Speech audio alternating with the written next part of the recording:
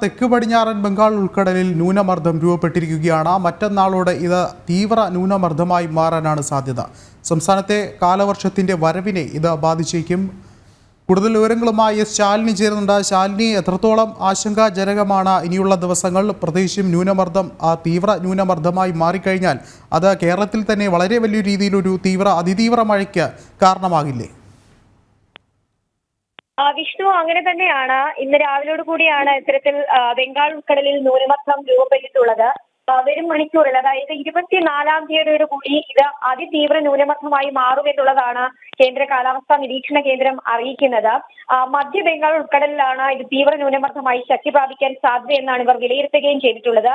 വടക്ക് കിഴക്ക് ദിശയിൽ സഞ്ചരിച്ച് വീണ്ടും അത് ശക്തി പ്രാപിക്കാൻ സാധ്യതയുണ്ട് എന്നും കേന്ദ്ര കാലാവസ്ഥാ നിരീക്ഷണ കേന്ദ്രം അറിയിക്കുന്നുണ്ട്. ബംഗാൾ ഉൾക്കടലിൽ രൂപപ്പെട്ട ന്യൂനമർദ്ദമായതിനാൽ തന്നെ കേരളത്തിന് സാരമായ രീതിയിൽ ആഘാതം ഉണ്ടാകില്ല എങ്കിൽ പോലും അതിശക്തമായ മഴയ്ക്കുള്ള സാധ്യതയാണ് മുന്നിൽ കാണുന്നത്. അതുകൊണ്ട് തന്നെ കേന്ദ്ര കാലാവസ്ഥാ നിരീക്ഷണ കേന്ദ്രം വരും ദിവസങ്ങളിലും സംസ്ഥാന വ്യാപകമായി ശക്തമായ മഴയ്ക്കുള്ള മുന്നറിയിപ്പ് നൽകിയിട്ടുണ്ട്.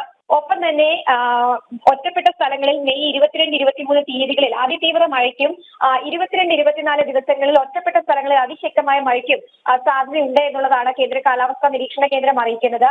വടക്കൻ കേരളത്തിന് മുകളിലായി ഒരു ചക്രവാത ചുഴി കൂടി ഇപ്പോൾ നിലനിൽക്കുന്നുണ്ട്. ഇതും സംസ്ഥാനത്ത് മഴ ശക്തമാകാനുള്ള കാരണമായി കേന്ദ്ര കാലാവസ്ഥാ നിരീക്ഷണ കേന്ദ്രം വിലയിരുത്തുകയാണ്.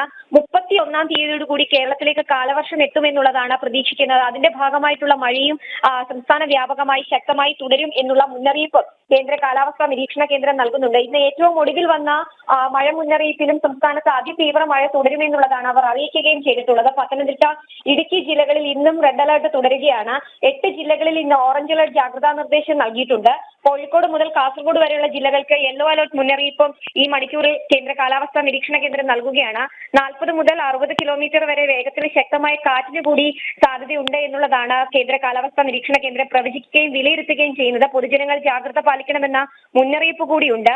അതേസമയം തന്നെയാണ് ഇപ്പോൾ ബംഗാൾ ഉൾക്കടലിൽ രൂപം കൊണ്ടിട്ടുള്ള ന്യൂനമർദ്ദം കൂടി ശക്തി പ്രാപിക്കുന്നതോടെ വരും ദിവസങ്ങളിൽ അതിശക്തമായ കാറ്റിനും മഴയ്ക്കും സംസ്ഥാനത്ത് സാധ്യതയുണ്ട് എന്നുള്ളതാണ് അവർ വിലയിരുത്തുകയും ചെയ്തിട്ടുള്ളത്. മുന്നറിയിപ്പുകൾ, ജാഗ്രതാ നിർദ്ദേശങ്ങൾ പൊതുജനങ്ങൾ പാലിക്കണം എന്നുള്ളതാണ് അവർ നൽകുന്ന പ്രധാനപ്പെട്ട ജാഗ്രതാ നിർദ്ദേശം. അത് മാത്രമല്ല, ഈ സീസണിലെ ആദ്യത്തെ ന്യൂനമർദ്ദമാണ് ഇപ്പോൾ ബംഗാൾ ഉൾക്കടലിൽ രൂപം കൊണ്ടിട്ടുള്ളത്. അറബിക്കടലിൽ രൂപം കൊണ്ടിട്ടുള്ള ചക്രവാത ചുഴി വടക്കൻ കേരളത്തിന് മുകളിലായി നിൽക്കുന്നത് വടക്കൻ കേരളത്തിൽ മഴ ശക്തമാകാനും കാരണമാകുന്നു. എന്തായാലും വരും മണിക്കൂറിൽ ഇത് തീവ്ര ന്യൂനമർദ്ദമാകാനും കാറ്റിന്റെ ഗതി ഏതെങ്കിലും തരത്തിൽ ഉണ്ടാവുകയാണെങ്കിൽ അതൊരു പക്ഷേ കേരളത്തിലേക്ക് വരുന്ന കാലവർഷത്തെ ഈ ന്യൂനമർദ്ദം സ്വാധീനിക്കാനും ബാധിക്കാനുമുള്ള സാധ്യതകൾ കൂടിയുണ്ട്. വിഷ്ണു, യെസ്, വ്യക്തമാണ്. ശാലിനിയാണ് വിശദമായിട്ടുള്ള റിപ്പോർട്ടുകൾ പങ്കുവച്ചത്.